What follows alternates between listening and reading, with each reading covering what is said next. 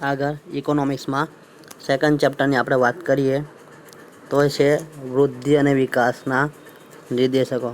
વૃદ્ધિ અને વિકાસ પરીક્ષામાં આમાંથી 5 માર્ક્સ માટેના સવાલ પૂછાય છે.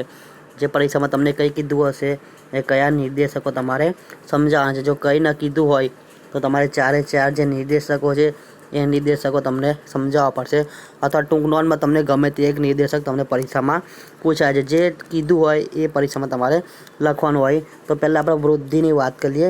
તો વૃદ્ધિમાં પહેલાં જોઈએ આર્થિક વૃદ્ધિનો અર્થ.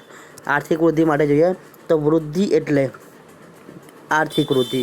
વૃદ્ધિ એટલે કેવી વૃદ્ધિ? આર્થિક. આર્થિક એટલે આપણને ખબર છે જેમાંથી આપણને કંઈક મળતું હોય, બરાબર, રોકડ સ્વરૂપે કંઈક મળતી હોય, આવક થતી હોય તો એને આપણે આર્થિક તરીકે ઓળખીએ છીએ.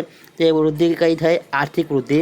આર્થિક વૃદ્ધિને સમયના લાંબા ગાળા દરમિયાન, સમયનો લાંબો ગાળો કીધું છે 2 વર્ષ, 5 વર્ષ, 10 વર્ષ જે પણ હોય, બરાબર.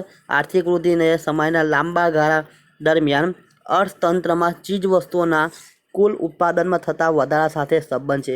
હવે આર્થિક જે વૃદ્ધિ થાય એને કોના સાથે સંબંધ છે? તો અર્થતંત્રમાં લાંબા ગાળા દરમિયાન ચીજવસ્તુના કુલ ઉત્પાદનમાં જે વધારો થાય તેના સાથે સંબંધ છે. કેમ? જો કુલ ઉત્પાદન વધતું હોય લાંબા ગાળા દરમિયાન, તે ઉત્પાદન બજારમાં વેચાણ માટે આવે અને વેચાણ થાય તો ધંધાકીય એકમને લાભ થાય. એ લાભ અહીંયા આર્થિક લાભ, અહીંયા આર્થિક વૃદ્ધિ તરીકે ઓળખાય. આર્થિક વૃદ્ધિમાં વાસ્તવિક રાષ્ટ્રીય આવક, આપણે આગળ જોઈ ગયેલા 11મા ધોરણમાં, રાષ્ટ્રીય આવક અને વાસ્તવિક માથાદીઠ આવકમાં નિરંતર વધારો થતો જાય છે. એનો મતલબ એમ કે અહીંયા આર્થિક વૃદ્ધિને કારણે શું થાય? રાષ્ટ્રીય આવક અને માથાદીઠ આવકમાં પણ શું થાય? વધારો થાય. હવે કેમ વધારો થાય? તો અહીંયા કુલ ઉત્પાદનમાં વધારો થાય, અને કુલ ઉત્પાદનનું જે વધારો થાય એના કારણે વેચાણમાં વધારો થાય, અને વેચાણ વધતું હોવાને કારણે રાષ્ટ્રીય આવક અને માથાદીઠ આવકમાં વધારો થાય. આ વૃદ્ધિ માટે જમીન, મૂડી, શ્રમ, નિયોજક શક્તિ જેવા ઉત્પાદનના સાધનોના પુરવઠા અને ગુણવત્તામાં થતો વધારો જવાબદાર છે. આનું કારણ શું હોય? રાષ્ટ્રીય આવક અને માથાદીઠ આવકમાં કેમ વધારો થાય? ત્યાં વૃદ્ધિ થવા પાછળ જમીન, મૂડી, શ્રમ અને નિયોજક, જે ઉત્પાદનના જે 4 સાધનો છે એ સાધનો, એના પુરવઠા અને એની ગુણવત્તામાં શું થાય? વધારો થતો જાય. અને વધારો થતો જવાને કારણે અહીંયા કુલ ઉત્પાદન શું થાય? વધી જાય. અને કુલ ઉત્પાદન વધતું હોય તો વેચાણ વધે, અને વેચાણ વધવાને કારણે અહીંયા લાભ વધારે થાય, અને આર્થિક લાભ વધારે થતો હોય તો આનો મતલબ કે અહીંયા આપણું શું થઈ? વૃદ્ધિ થઈ, તેમ કહેવાય. આર્થિક વૃદ્ધિ થઈ તેમ કહેવાય. બીજા શબ્દોમાં કહીએ તો ઉત્પાદનના સાધનોની ઉત્પાદકતાનો વધારો જવાબદાર હોય છે.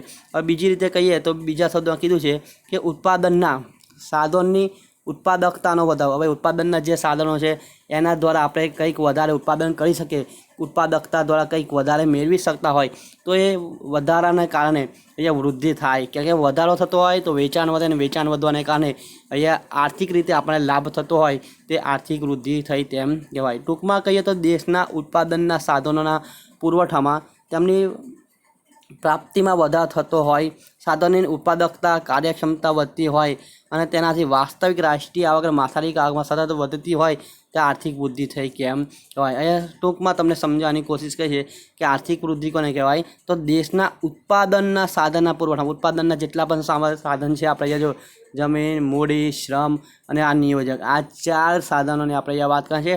આ ઉત્પાદનના 4 સાધનોના પુરવઠામાં અને તેની પ્રાપ્તિમાં બસ ઝડપથી પ્રાપ્ત થતા હોય આ 4 સાધનો, આમાં જો વધારો થતો હોય અને સાધનોની ઉત્પાદકતા અને કાર્યક્ષમતા વધતી હોય. ઉત્પાદકતા એનો મતલબ એમ કે આ 4 દ્વારા જે પણ ઉત્પાદન કરવામાં આવે છે એ ઉત્પાદન શું થતું જાય?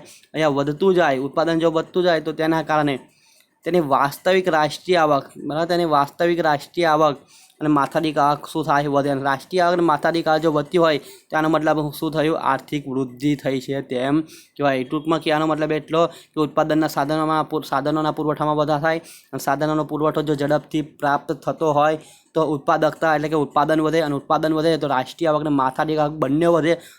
જો રાષ્ટ્રીય આવક અને માથાદીઠ આવક જો બંને વધતી હોય તો અહીંયા આર્થિક વૃદ્ધિ થઈ તેમ કહેવાય. આમ આર્થિક વૃદ્ધિ પરિમાણાત્મક પરિવર્તન. પરિમાણાત્મક એટલે શું થાય? પરિણામમાં ફેરફાર લાવે, બરાબર, પરિણામમાં ફેરફાર લાવે તે આર્થિક વૃદ્ધિ એટલે આર્થિક વૃદ્ધિ પરિણામમાં શું લાવે છે? ફેરફાર. પરિણામમાં જો ફેરફાર લાવતી હોય તો એને પરિમાણાત્મક પરિવર્તન કહેવાય. કારણ કે એના કારણે શું થાય કે રાષ્ટ્રીય આવક અને માથાદીઠ આવકમાં જો વધઘટ થતી હોય અથવા વધારો થતો હોય તો આનો મતલબ એ કે પરિણામમાં શું થયું? ફેરફાર. પરિણામમાં ફેરફાર થવાને કારણે એ શું કહેવાય? પરિમાણાત્મક પરિવર્તન થયું તેમ કહેવાય. અને આ પરિવર્તન કોને આભાર છે? કુલ ઉત્પાદન. બરાબર, કુલ ઉત્પાદનને તે જવાબદાર હોય. જેમ કુલ ઉત્પાદન વધતું જતું હોય તેમ અહીંયા રાષ્ટ્રીય આવક અને માથાદીઠ આવકમાં પરિવર્તન આવે અને પરિવર્તનને કારણે આર્થિક વૃદ્ધિ પરિમાણાત્મક પરિવર્તન છે તેમ કહેવાય. આર્થિક વૃદ્ધિ એ વધુ ઉત્પાદન, કાચી રાષ્ટ્રીય પેદાશ પર દર વર્ષે થતો વધારો દર્શાવે છે. હવે આર્થિક વૃદ્ધિ શું દર્શાવે છે? તો કુલ ઉત્પાદન. બરાબર, વર્ષ દરમિયાન કુલ ઉત્પાદન કેટલું થયું? કાચી રાષ્ટ્રીય પેદાશ. રાષ્ટ્રીય પેદાશ આપણે જોઈ ગયેલા 11મા ધોરણમાં. એ કાચી રાષ્ટ્રીય પેદાશમાં દર વર્ષે કેટલો વધારો થાય છે તે સૂચવે છે, જેના દ્વારા દેશની આર્થિક સ્થિતિનું ચિત્ર રજૂ થાય. જેને કારણે દેશનું જે આર્થિક સ્થિતિ છે એનું ચિત્ર અહીંયા રજૂ થઈ શકે છે કે જે કેટલી કાચી રાષ્ટ્રીય પેદાશ છે, કેટલું ઉત્પાદન છે એ આપણે અહીંયા આર્થિક વૃદ્ધિ દ્વારા અથવા અહીંયા આપણે જે પ્રમાણે ઉત્પાદન કર્યું હોય તેના દ્વારા આપણે જાણી શકીએ છીએ. દુનિયાના 2 દેશો વચ્ચેની આર્થિક સરખામણીનું મૂલ્યાંકન કરવા માટે પણ તેનો ઉપયોગ થાય છે. આ 2 દેશ વચ્ચે જો તુલના કરવી હોય, સરખામણી કરવી હોય તો રાષ્ટ્રીય આવક અને માથાદીઠ આવકના આધારે, બરાબર, રાષ્ટ્રીય આવક અને માથાદીઠ આવકના આધારે તમે એની તુલના કરી શકો. પણ રાષ્ટ્રીય આવક અને માથાદીઠ આવક ક્યારે વધે? જ્યારે કુલ ઉત્પાદન વધે. અને કુલ ઉત્પાદન વધે એટલે અહીંયા વેચાણ ઝડપી થાય, અને વેચાણ થાય તો ઝડપથી તમને અહીંયા આવક વધતી હોય અને આવકમાં જો વધારો થતો હોય તો આનો મતલબ એમ કે તમારી વૃદ્ધિ થઈ તેમ અહીંયા કહી શકાય. હવે એની વ્યાખ્યા આપણે જોવાની છે. વ્યાખ્યા શું કહે છે? આર્થિક વૃદ્ધિ એટલે રાષ્ટ્રીય આવકનો વૃદ્ધિ દર. રાષ્ટ્રીય આવકમાં જો વધારો થતો હોય, રાષ્ટ્રીય આવકનો વૃદ્ધિ દર વધતો હોય અને આર્થિક વૃદ્ધિ તરીકે પણ ઓળખી શકે. અથવા વસ્તુઓ અને સેવાના કુલ ઉત્પાદનના પ્રમાણમાં થતો વધારો.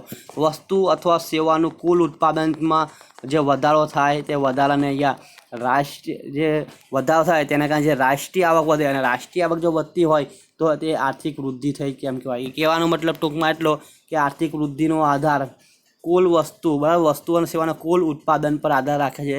જેમ જેમ કુલ ઉત્પાદન વસ્તુ અથવા સેવાનું વધતું જાય તેમ વેચાણ વધતું જાય, અને વેચાણ વધતું જાય આવક થાય એમ આવક એ રાષ્ટ્રીય આવક કહેવાય. ને રાષ્ટ્રીય આવક જો વધતી હોય તો આનો મતલબ એમ કે આર્થિક વૃદ્ધિ થઈ તેમ કહેવાય. એટલે કુલ ઉત્પાદન પર આર્થિક વૃદ્ધિ આધાર રાખતી હોય. બીજું છે પ્રજાને વધુ ને વધુ વૈવિધ્યપૂર્ણ એટલે વિવિધતાવાળી વસ્તુઓ. બરાબર, વૈવિધ્યપૂર્ણ એટલે જેનામાં વિવિધતા હોય, એક કરતાં બીજું અલગ હોય એવી વૈવિધ્યપૂર્ણ આર્થિક ચીજ વસ્તુનો પુરવઠો પૂરો પાડવાની દેશની શક્તિમાં લાંબા ગાળા માટે થતો વધારો આર્થિક વૃદ્ધિ છે.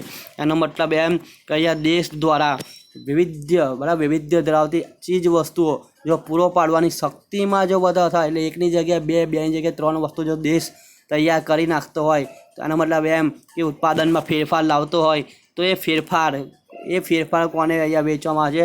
અહીંયા પ્રજાને. કારણ કે પ્રજાને અહીંયા વૈવિધ્યપૂર્ણ વસ્તુઓ અહીંયા પૂરી પાડવાની છે. અને વૈવિધ્યપૂર્ણ વસ્તુ અથવા સેવાને જો પ્રજાને પૂરી પાડવામાં આવતી હોય તો એનું વેચાણ વધતું હોય, અને વેચાણ વધતું હોય તો એનો મતલબ એમ કે અહીંયા આવક વધે, અને આવક વધે એટલે રાષ્ટ્રીય વૃદ્ધિ થઈ તેમ અહીંયા કહી શકાય. હવે આની મર્યાદાની વાત કરી લઈએ આપણે કે મર્યાદા શું કહે છે.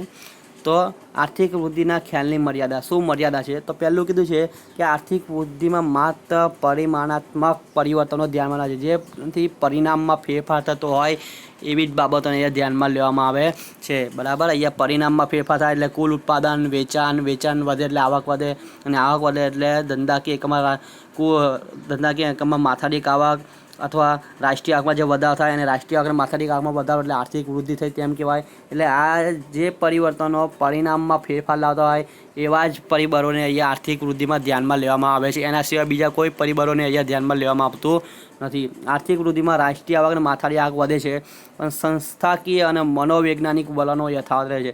એનો મતલબ એ કે અહીંયા માત્ર કોના પર ધ્યાન આપવામાં છે? રાષ્ટ્રીય આવક અને માથાદીઠ આવક વધે છે એના પર ધ્યાન આપવામાં છે. પરંતુ સંસ્થાકીય અને મનોવૈજ્ઞાનિક અને સંસ્થાકીય વલણો એનો મતલબ એમ કે માત્ર અહીંયા ઉત્પાદન પર ધ્યાન આપવામાં છે. સંસ્થા દ્વારા જે પણ સેવાઓ આપવામાં આવતી હોય અથવા મનોવૈજ્ઞાનિક વલણો એનો મતલબ એમ કે અહીંયા જે કામ કરવાની ક્ષમતા એ મનોબળ દ્વારા જે કામ કરવાની જે ક્ષમતા છે એમાં કોઈ ફેરફાર થતો નથી. ભૂતકાળમાં જે પ્રમાણે કામ થતું એ પ્રમાણે જ અહીંયા કામ થાય છે એમાં કોઈ ફેરફાર તો નથી. ફેરફાર માત્ર એક જ જગ્યા પર થાય, જે છે કુલ ઉત્પાદન. કુલ ઉત્પાદનમાં અહીંયા વધારો જોવામાં આવે છે. અહીંયા સંસ્થાકીય અથવા મનોવૈજ્ઞાનિક વલણો અહીંયા ધ્યાનમાં લેવામાં આવતા નથી. વધુ ઉત્પાદન મેળવવા માટે કર્મચારી વધારે કામ કરતો હોય, બીમાર થતો હોય, બરાબર, તો એ બધું અહીંયા ધ્યાનમાં લેવામાં આવતું નથી. માત્ર એક જ વસ્તુ કુલ ઉત્પાદન, બરાબર, કુલ ઉત્પાદન પર અહીંયા ખાસ ધ્યાન રાખવામાં આવે છે. આર્થિક વૃદ્ધિનો ખ્યાલ કેવો છે? મર્યાદિત છે. તે માત્ર ઉત્પાદનમાં થતા વધારો અને વધારાનું પ્રમાણ દર્શાવે છે. હમણાં જ આપણે વાત કરી કે આમાં ફેરફાર થાય, પણ કયા પરિમાણાત્મક, અને પરિમાણાત્મક ફેરફાર કોના કારણે થાય છે? અહીંયા ઉત્પાદન દ્વારા. અહીંયા માત્ર કોને ધ્યાનમાં લેવામાં આવે છે? ઉત્પાદનને ધ્યાનમાં લેવામાં આવે છે. અને આ ઉત્પાદનના વધારાની સાથે રાષ્ટ્રીય આવક અને માથાદીઠ આવક બંને વધવાનું અહીંયા વલણ જોવા મળે છે. પરંતુ સંસ્થાકીય અને મનોવૈજ્ઞાનિકના વલણો અહીંયા યથાવત રહે છે, એવા ને એવા રહે છે. એટલે અહીંયા માત્ર કોના પર ધ્યાન કેન્દ્રિત કરવાનું હોય છે? ઉત્પાદનમાં વધારો થાય એના પર ધ્યાન અહીંયા કેન્દ્રિત કરવામાં આવે છે. લોકોનું કલ્યાણ તેમાં થતા ફેરફારો જાણવા માટે આર્થિક વૃદ્ધિનો ખ્યાલ બહુ ઉપયોગી બનતો નથી. હવે લોકોનું જે કલ્યાણ થાય અથવા તેમનામાં થતા ફેરફારો જાણવા માટે આર્થિક વૃદ્ધિનો ખ્યાલ બહુ ઉપયોગી થતો નથી. લોકોનું ફાયદો થયો, લોકોનામાં જીવનમાં શું ફેરફાર આવ્યા, અહીંયા ધ્યાનમાં લેવામાં આવતું નથી. માત્ર એનું અહીંયા એક જ ઉદ્દેશ્ય રાખવામાં છે કે વસ્તુ અથવા સેવાનું ઉત્પાદન થાય, એ લોકોને પહોંચાડવામાં છે, લોકો એ વસ્તુ વાપરે છે, તો એ લોકો જે વસ્તુ વાપરતા હોય તેમનામાં શું ફેરફાર આવ્યા એ અહીંયા જાણવાની કોશિશ કરવામાં આવતી નથી. પરંતુ વસ્તુ જે તૈયાર થયું એ લોકોને પહોંચાડવામાં છે, અને લોકો એનો ઉપયોગ કરે, એમાંથી જે આવક થાય એ આવક અહીંયા રાષ્ટ્રીય આવક અને માથાદીઠ આવકને ધ્યાનમાં લેવામાં આવે છે. અને એ બંનેને આધારે આર્થિક વૃદ્ધિ થઈ કે નહીં એ જોવામાં આવે છે. લોકોને આમાંથી ફાયદો થયો, શું થયું, એનામાં શું પરિવર્તન આવ્યા, એ આર્થિક વૃદ્ધિ અહીંયા બહુ, એના માટે આર્થિક વૃદ્ધિ ઉપયોગી બનતું નથી. માત્ર ઉપયોગી શેમાં બને? રાષ્ટ્રીય આવક અને માથાદીઠ આવકમાં જો વધારો થયો હોય તે જ અહીંયા આર્થિક વૃદ્ધિ જોઈ શકે છે. એના સિવાય લોકોના કલ્યાણમાં અને એના ફેરફારમાં શું પરિવર્તન આવ્યા એ અહીંયા આર્થિક વૃદ્ધિ જાણી શકતી નથી.